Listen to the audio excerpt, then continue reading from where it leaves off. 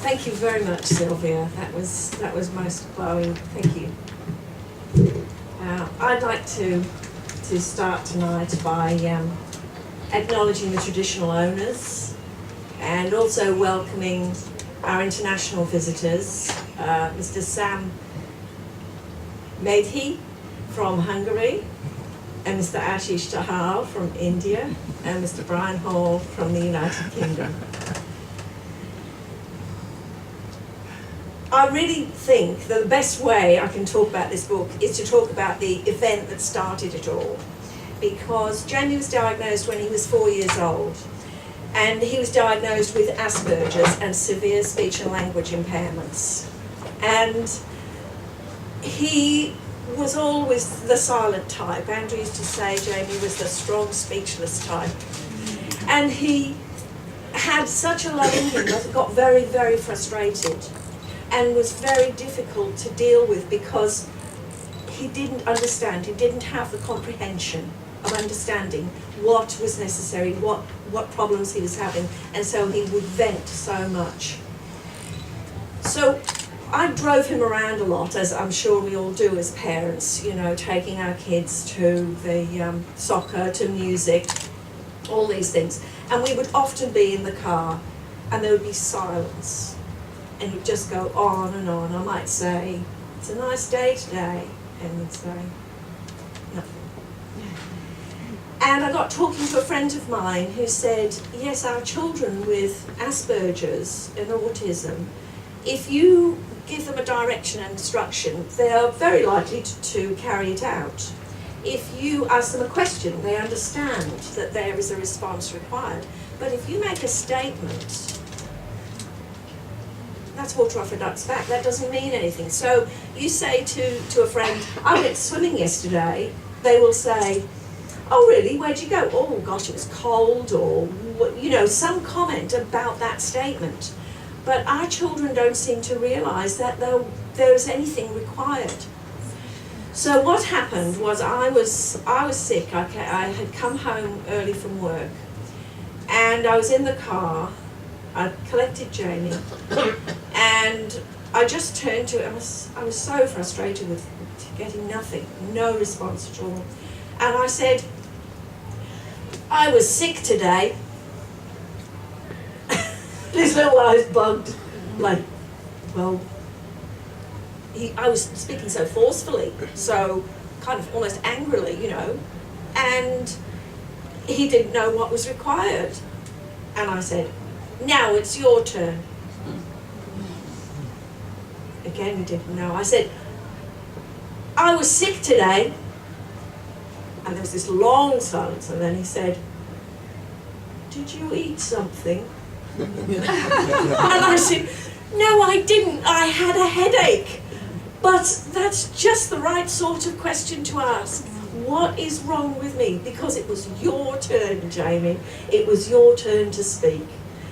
And then it struck me, you know, I have these conversations with my friends and family about Jamie, but I wasn't speaking to Jamie about his condition, about what was needed. He had no idea. So I would have private conversations, say with Sarah, who was his maths tutor for many years, and I would say, "Oh, this is how he's going," and so on. But I never actually realised, gosh, why don't you talk to your child yourself? And that's what I did. I talked to him and I started saying, "It's your turn." And then he started getting the hang of having to say something. Like I said, what do you like, Jamie? I started asking lots of unknown sort of questions. What's your favourite food?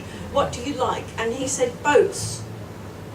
You know, I think just to get me off his back. And I said, "Why do you like boats, Jamie?" And he said, "Because they have seats." I thought, well, you can't argue with that. But you know, the whole impetus was to get Jamie talking about whatever. And then it really started. Once I realised I could go into a situation with him and I could debrief him beforehand, I could prepare him beforehand and debrief him afterwards, he would learn something. It took a long, long time, but we started to go through pauses and interruptions and turn taking and active listening. And I taught him work questions. You know, you can ask a work question like, who will be there? What have I done? You know, all those sorts of things. And I was expanding it more and more, but slowly over time. And Jamie, bless his cotton socks, just responded really well. And if you can appreciate that, if you can't understand language and you can't verbalise, there are tremendous forces of will and desire and emotion that well up inside you and have to find an outlet somewhere, and that often comes with behavioural problems. So I don't like to mention these things, Jamie, because they're gone now, they're finished, but there were times when Jamie broke a snooker cue in two, bashed a teacher's car door in, kicked the kitchen wall down, punched it in. And so many times when I would have to, and then he would hate himself afterwards, and I would have to encourage him and say, you know, you'll be better tomorrow. Tomorrow you'll be better. Yes, that was bad when you kicked the teacher's car door in. What can we do? Well, you can write a letter of apology to her. You can try and put it straight. I'm going to take some points off. Jamie responded very quickly and very well to the point system, which is, and I think it would work well with young kids anywhere, you start off every day with 10 points, and then if something you do something wrong, points are deducted. If you do something right, points are added, and they're just put on a calendar. And that then involved a calendar. What's a calendar? What's coming up? What's future? What's past? What are momentous occasions? How do you write? How do you make notes? All these things came up just with the use of that calendar. And it was Jamie, after a couple of months, who was saying to me, you didn't put my points down, you know, my points. But then you have to think, well, in the future, you know, I'm not going to be his mother in that way until he's 30, writing points on a calendar. So you prepare your child and say, well, you know, when you're 18 and a man, I won't be doing this then. You'll have to guide your own self in terms of points and what's valuable and so on. So that's how it started. And it moved from kind of work that was done in order to correct the problems that Jamie encountered, the difficulties and so on. It moved from that to a kind of proactive, okay, Jamie needs to get to school. He's now 16 and I'm still taking him to school. What plans do I have for him taking public transport? How am I going to do that? Right. What I'll do is, and I heard of a respite centre, and they will, like Centre Care, West Care is part of Centre Care, and they agree to skill your child in a certain way. So this particular carer came, and he would accompany Jamie on the bus trip to the city and out of the city. So that Jamie was learning, and that happened for about 2 months. Well, after a while, Jamie was doing it on his own. And I always found that the things that you had to prepare for and you really had to work at, you know, and you'd think, oh gosh, but it's going to take him ages to learn how to peel potatoes. Yes, it will, but the payoff a few weeks later is so great to be able to say, right, Jamie, you just do the vegetables tonight. We're having roast, you do these vegetables. And I've got to thank my daughter Rebecca for training Jamie in vegetable peeling. He lived on chicken nuggets and chips for about 3 years, from 5 to 8. And then went to stay with Becca, and she said, I'm not cooking him chicken nuggets and chips, we don't have them in our house.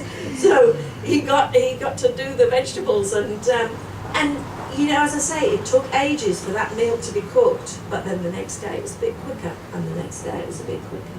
and that's what you work on, and that's where you get your feedback and so on. So you move from frustration, or he moved from frustration to contentment, although there were lots of ebbs and flows in that. But also, our horizons expanded, so it wasn't just conversation. After a while, it was sociability and how you get on with people that you know you're going to meet, and you say, how are you, what's the weather like today, you know, the phatic communication, the cliches. And so I used to prepare Jamie for that. So that got into the realm of sociability. And after that I got into resilience. How do you prepare him for failure? Well, you do it by letting him experience failure and then talking him through it and saying, you know, you haven't given up, and that's really great. That's resilience, is not giving up in the face of defeat. Then it moved towards independence, and I did a lot of mind maps with him. You know, so we'd talk about what independence was. What is it that you need to be an independent person? And Jamie would say, well, you know, I cook my meals. Yes, cooking. And then I do my washing. Yes, washing. And all those things. So we had it a picture. And any time Jamie was interested in anything, like he was very interested in James Bond films, any time those came up, we did a little project, a little exercise book, and we had cut out things from Wikipedia, printed them, and pictures of various actors who played James Bond, and then talked about them. So it was a whole thing, and that could be adapted for kids who were interested in dinosaurs or whatever. And traditionally, Asperger's kids do focus in on one particular area that they're very, very interested in. For Jamie, it was film. I mean, he's got an encyclopedic knowledge of film and directors and so on. So it moved from conversation to sociability to resilience to independence to life skills. And when we were coming to, you know, when we were advertising the launch of this book, we were interviewed by a journalist, and the articles just appeared in the Brisbane News. And I went through various things with this journalist, and Jamie was there, the three of us were sitting there, and Jamie got involved at various stages. But Mike, the journalist, said to me, so, you know, what is there left? What skills does Jamie have left to conquer? And I said, well, ironing. I haven't taught him how to iron yet. He can shop, he can wash, he can cook, he's passed his driving test, he owns his own car, he drives, he's got a job, he can do all these things, but he actually can't iron, because I haven't got onto that. And he can't relate to what I call like the financial world, where you ring up and you do a comparison of mobile phone plans, or you